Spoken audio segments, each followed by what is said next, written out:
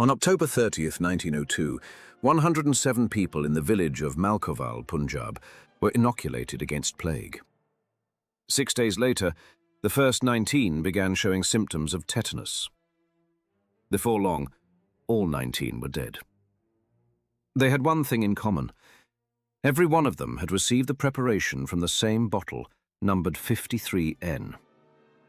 The other 88 people were inoculated on the same day, but from different bottles. Not one of them developed tetanus. The bottle had come from the Plague Research Laboratory in Bombay. Its director was Waldemar Haffkine, the creator of the preparation. An investigative commission concluded that the contamination had occurred during production. Haffkine was suspended, the laboratory was placed under new leadership, and the scientist's name became associated with the deaths of 19 residents of Malkoval. Today, we will examine the Haffkine case as if it were a trial. Was he guilty or not? The prosecution has 19 dead, a contaminated bottle, and a change in production methods. The defense has experimental results, overlooked testimony, and one instrument that fell to the ground. If documentary stories about Jews whose names became trapped between great achievement and unjust accusation matter to you, like this video and subscribe to the channel. The phrase, "the trial of Haffkine," is the framework of our investigation. There was no criminal trial and no court verdict. There was an administrative inquiry in British India, a series of medical commissions, and a years-long struggle to restore a reputation. The consequences, however, were real. The loss of his position, years without work, and restrictions on his right to conduct trials. 19 people truly died. They were not a statistical anomaly, and they must not become mere scenery in a story about a great inventor. The question is not whether Haffkine was an outstanding scientist. The question is whether the evidence from Malkoval proves that his decision was what killed those people. The prosecution begins with its strongest fact. Bottle 53N had been dispatched from Bombay 26 days before the inoculations. After the vaccination, exactly the 19 people who had received its contents became ill. Such an outcome made a chance coincidence almost impossible. The tetanus organism had entered either the bottle itself or the process in which it was used. The Government of India Commission included the Chief Justice of Bombay, Sir Lawrence Jenkins, and 2 military medical officers. It questioned the physician Arthur Elliot and his assistant Narinder Singh, and examined experiments involving tetanus bacteria. On April 16, 1903, the Commission stated its conclusion. The contamination had been introduced before the bottle was opened at Malkoval. The source, therefore, was sought inside the Bombay laboratory, and this gave the prosecution its second pillar. Haffkine had altered the approved production method. Previously, carbolic acid had been added to the preparation at a concentration of 0.5%. It inhibited the growth of foreign microorganisms. Haffkine switched to sterilizing the culture medium with heat and eliminated the carbolic acid in order to accelerate production. The method was already being used at the Pasteur Institute in Paris, but it was new to the British Colonial Medical Service. Demand for the vaccine was enormous. During the winter of 1902 to 1903, more than 500,000 people were inoculated in Punjab. Around 1/4 received vaccine produced using the modified method. The Commission's reasoning was simple. The director had changed the method, 1 bottle had become contaminated, and 19 people had died. Therefore, the director had to answer for it. But even a powerful chain of causation can be built upon a mistaken assumption about where the contamination occurred. To test that assumption, the court must examine not only the deaths, but the accused himself, or, more precisely, his methods before Malkoval. Waldemar Haffkine was born on March 15, 1860, in Odessa, into a Jewish family. In Western sources, he is known as Waldemar Mordecai Wolf Haffkine. He studied natural sciences at Novorossiysk University under Ilya Mechnikov. During anti-Semitic pogroms, Haffkine participated in Jewish self-defense. After one confrontation, he was wounded and arrested, and Mechnikov helped secure his release. In 1884, Haffkine completed his scientific thesis, but the path to a professorship was closed to a Jew in the Russian Empire. Sources state that he refused to convert to another religion for the sake of an academic career. In 1888, Haffkine left for Geneva and later moved to Paris. There was no vacant scientific position for him at the Pasteur Institute. He was employed as an assistant librarian and worked in the laboratory in his remaining time. It was there that the researcher, who had been denied a university chair, turned his attention to one of the greatest medical problems of the 19th century: cholera. In July 1892, Haffkine reported to the Biological Society of Paris that 2 successive injections of cholera vibrio cultures protected laboratory animals. He then tested the preparation on himself. 6 days after the first injection, he administered the second preparation to himself. His acquaintances and other volunteers were vaccinated afterwards. Self-experimentation does not prove that a scientist is incapable of error. A person can risk his own life and still be mistaken. But it demonstrates Haffkine's principle. Before offering an experimental preparation to others, he accepted the risk himself. In March 1893, Haffkine arrived in India. The British authorities authorized trials on the mandatory condition that participation be voluntary. Over a little more than 2 years, Haffkine and members of the Indian Medical Service inoculated more than 42,000 people. Observations in the suburban districts of Calcutta were conducted from March 1894 to August 1895. In households containing both inoculated and uninoculated residents, 45 cases of cholera and 39 deaths were recorded among 335 uninoculated people. Among 181 inoculated people, there were 4 cases and 4 deaths. The sample was not sufficient to declare the matter conclusively settled, and later statisticians did not assess all of Haffkine's trials in the same way. But several series demonstrated a convincing reduction in the number of cases. For our investigation, something else matters more. Long before Malkowal, Haffkine had already organized field trials, recorded the outcomes of inoculated and control groups, and published more than just his successes. His work was not a secret remedy built upon a single fortunate result. At the end of September 1896, bubonic plague reached Bombay. Alexandra Yersin had isolated the bacterium responsible for the disease only 2 years earlier. The role of fleas in transmitting the infection was not yet fully understood, while sanitary restrictions and isolation had failed to stop the epidemic. On October 8th, Haffkine began working in a laboratory at Grant Medical College. He had 1 room, a corridor, a clerk, and 3 assistants at his disposal. By December, a preparation made from a heat-killed culture of the plague bacterium had protected rabbits. This became the first preventive plague vaccine intended for mass use. On January 10, 1897, Haffkine injected himself with 10 cubic centimeters, considerably more than the standard dose. The resulting fever and illness lasted for approximately 2 days. An outbreak then began at the Bicolor House of Correction in Bombay. 154 prisoners volunteered to receive the vaccine, while 191 remained uninoculated. On the day of vaccination, 3 people in the first group who were already ill died. During the following 6 days, there were no additional deaths among the inoculated. In the uninoculated group, 3 died on the first day and another 6 during the following 6 days. This was still not a modern, randomized clinical trial, but within the first 3 months after the results became available, more than 11,000 people in infected districts received the preparation. In 1898, Haffkine conducted an especially revealing comparative observation in the village of Undhera. In 28 plague-affected families, there were 8 cases and 3 deaths among 71 inoculated people. Among 64 uninoculated people, there were 27 cases and 26 deaths. The preparation did not provide complete protection and caused a severe local reaction. A later large-scale study in Java found that it reduced mortality by approximately 50%, less than some of the early Indian estimates. But in an era when antibiotics did not exist, it represented a fundamentally new line of defense.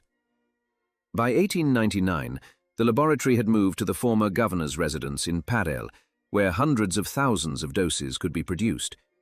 In December 1901, Haffkine became its director-in-chief, and the staff grew to 53 people. The British Crown appointed him a Companion of the Order of the Indian Empire, while the University of Edinburgh awarded him the Cameron Prize for Therapeutics.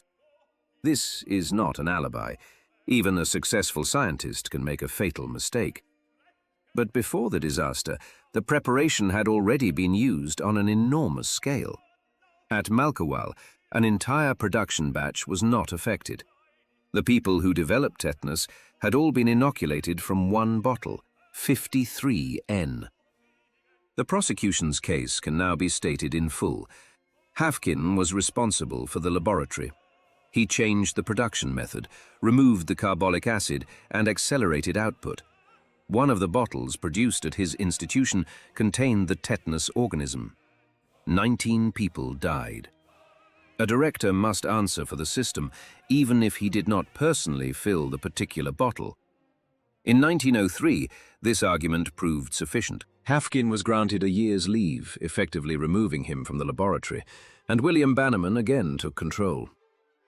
After the investigations were completed, Haffkine lost his position as director and remained unemployed. He lived in Europe and spent years writing to the British India Office, arguing that the bottle had been contaminated not in Bombay, but at the inoculation site. The Commission's central argument was this: the 19 people developed tetanus so uniformly that the contamination must already have been present in the liquid, which meant it had originated in the laboratory. But documents published later did not support this version. We've reached halfway through this story. Without knowing what comes next, would you find Haffkine guilty? Write your verdict in the comments, and like this video if you want to see more documentary investigations like this one. The first contradiction concerned what happened when the bottle was opened. Dr. Arthur Elliott reported that he had checked the smell of the preparation and noticed nothing unusual. This mattered. If tetanus bacteria had been multiplying in the nutrient-rich liquid throughout the 26 days since its dispatch from Bombay, the contents should have produced a powerful, unpleasant smell. The second contradiction concerned the timing. The first symptoms appeared 6 days after inoculation. The defense argued that this relatively slow onset was consistent with a small number of tetanus spores entering the bottle immediately before use, then multiplying and producing a dangerous dose of toxin. The third contradiction lay in the testimony of Narinder Singh. When the stopper shifted, the assistant who was opening the bottles dropped his forceps on the ground. According to his testimony, he then rinsed them in carbolic solution and used the same forceps to remove the stopper. The instructions issued by the Bombay laboratory and supplied with the preparation required both the forceps and the stoppers to be sterilized in the flame of a spirit lamp. This was especially important because inoculations were frequently performed outdoors, where instruments could fall to the ground. Shortly before the campaign, however, local Punjab instructions had replaced flame sterilization with a quick rinse in carbolic solution. Narinder Singh had followed those local instructions. After the disaster, flame sterilization was immediately reinstated. This does not mean that historians can reconstruct every second of the bottle's contamination. Modern reviews state cautiously that the exact source of contamination has never been conclusively proved. But in order to condemn Haffkine, something different had to be established: that the contamination occurred in his laboratory. The available documents revealed at least one realistic and testimony-supported route by which the bottle could have been contaminated at Malkowal itself. There was a fourth detail. After being rinsed in carbolic solution, the syringe used with bottle 53N did not cause tetanus in the people inoculated with it afterwards. This was consistent with a small initial contamination. The Commission possessed this evidence, but did not treat it as decisive. The evidence was submitted to the Lister Institute in London. In November 1904, its director, Charles Martin, wrote that Semple's experiments did not exclude contamination at the moment the bottle was opened. Yet the final wording stated that the Lister Institute's conclusion agreed with that of the Indian Commission. Haffkine pointed out the contradiction. On May 5, 1906, the leadership of the Lister Institute admitted that it had been mistaken in describing its conclusions as consistent with the Commission's findings. On December 1st of that year, the investigation documents were finally published in a supplement to the Gazette of India. Independent experts could now examine not only the final conclusion, but also the testimony that had been overlooked. In February 1907, William John Ritchie Simpson, Professor of Hygiene at King's College, publicly analyzes the Commission's reasoning. He demonstrated that the assumption of contamination in Bombay did not follow from the experiments that had been conducted. Ronald Ross, the Nobel Prize-winning researcher who had studied the transmission of malaria, then joined Haffkine's defense. On March 21st, the journal Nature published Ross's letter about Malkowal. He stressed that the 19 deaths proved a connection to one bottle, but did not by themselves show when the bacteria had entered it. Ross also warned of another consequence. The belief that the vaccine had been poisoned through laboratory negligence was undermining confidence in inoculation at a time when, according to the figures he cited, plague was killing around 20,000 people every week in India. On July 29th, the Times published a letter signed by 10 prominent bacteriologists. The signatories included Ross, Simpson, William Smith, President of the Royal Institute of Public Health, Cambridge Professor Sims Woodhead, and Simon Flexner, Director of the Rockefeller Institute Laboratories. They called the accusation unfounded and demanded either that it be publicly withdrawn or that a new and more authoritative inquiry be appointed. The verdict of this documentary trial is that Waldemar Haffkine's guilt was not proven. More than that, the theory that contamination occurred in his laboratory contradicted a substantial portion of the collected evidence. The most persuasive facts pointed towards contamination while the bottle was being opened at Malkowal, although the precise mechanism cannot be declared established with absolute certainty. On November 29, 1907, the Times reported that the India office had acknowledged that an influential section of the scientific community supported Haffkine regarding the origin of the disaster. The offer to return to government service on honourable terms amounted to his administrative rehabilitation. It is therefore fair for historical accounts to describe 1907 as the year Haffkine was exonerated. But this should not be transformed into a criminal acquittal that never existed. After the verdict, an uncomfortable question remains. Why did it take the authorities almost 5 years to recognize the strength of evidence that was, in part, already contained within their own records? Haffkine was an unusual figure within the colonial system. A Jew from the Russian Empire, a naturalized British subject, a scientist without a conventional medical degree, and the superior of officers in the Indian Medical Service. Professional conflicts existed within the laboratory. Some officials had previously objected to a Russian being placed in charge of an Indian institution. It would nevertheless be historically dishonest to accuse the entire commission of a proven anti-Semitic conspiracy. Researcher Eli Chernin, who studied Haffkine's correspondence, found no evidence that he was openly persecuted specifically because he was Jewish. At the same time, Chernin warned that it would be naive to assume that Edwardian bureaucracy was completely unaffected by Haffkine's origins. This is an important distinction. In the Russian Empire, Haffkine's religion had demonstrably blocked his path to a professorship. In the Malkowal case, a direct anti-Semitic motive has not been proven, but his position as a Russian Jew, a foreigner, and an independent researcher made him more vulnerable within a system that found it far easier to defend its own rules and institutions than a man without powerful administrative support. In 1908, Haffkine returned to India and took charge of the biological laboratory in Calcutta. Formally, this appeared to restore his career. In practice, the conditions had changed. The laboratory did not manufacture vaccines, and his contract restricted his work to research.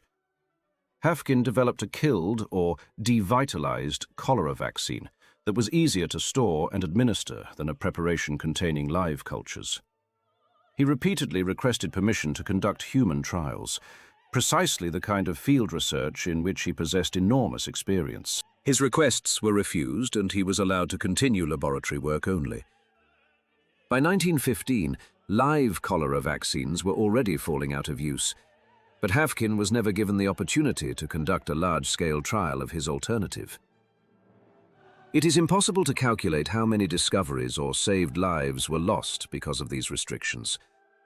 But 5 years passed between the disaster and his rehabilitation, and after his return, the creator of 2 vaccines was never again placed in charge of a program on the same scale. Medical historian Barbara Horgood described the consequence directly. Malkowal effectively brought Haffkine's career to an end. The scale of the lost opportunity can be seen in the fate of the preparation itself. By the end of 1925, the laboratory had dispatched almost 26 million doses of plague vaccine. It remained one of India's principal protective measures for decades. Even if some early estimates of its effectiveness had been exaggerated, later evidence confirmed a substantial reduction in mortality. In 1915, Haffkine retired from the Indian civil service and devoted increasing attention to Jewish education. The man whose religion had cost him an academic career in Russia did not abandon his identity in exchange for a university chair or a quieter life. But the final piece of evidence in this case did not appear in a commission report. In 1925, Lieutenant Colonel Frederick Mackey, director of the Bombay Bacteriological Laboratory, proposed naming the institution after Haffkine. The government of Bombay agreed. The laboratory in Parel, from which Haffkine had once been removed, became the Haffkine Institute. When he received the news, Haffkine wrote that his work in Bombay had consumed the best years of his life. This was not a legend created after his death, but the response of a man whose name had finally been restored to the building, the production program, and the scientific tradition he had helped create. If this documentary investigation helped you see Haffkine's story in a new way, subscribe, like this video, share it, and tell us in the comments, should scientific institutions publicly reconsider old accusations, even when many years have passed?